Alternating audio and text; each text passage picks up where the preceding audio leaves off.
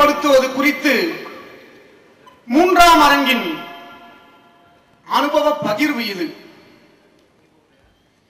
எழுத்துக்களின் கோர்வையாக காகிதத்தில் ஒற்றை பரிமாணத்தில் காண கிடைக்கின்ற கவிதை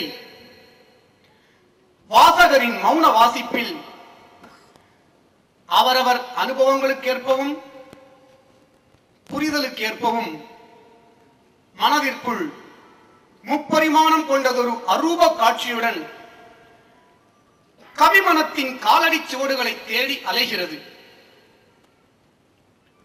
இது ஒரு வகையில் படைப்பாளிக்கும் வாசகருக்கும் இடையில் நிகழ்கிற புதிர் விளையாட்டை போன்றது. வாசகரின் மனத்திரைக்குள்ளேயே பல்வேறு காட்சிகளாக பிம்பங்களாக உலவி அவர்களை அலைக்கழித்துக் கொண்டிருக்கும் கவிதையானது நிகழ்வெளியில் நான்காவது பரிமாணத்தை அடைய முயல்கிறது.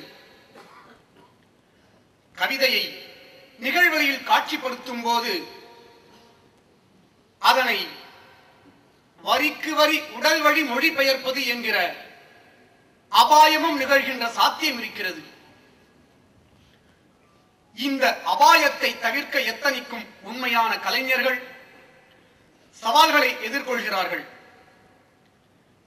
இந்த சவால்களை எதிர்கொள்ள பன்முக வாசிப்பை மேற்கொள்கிறார்கள்.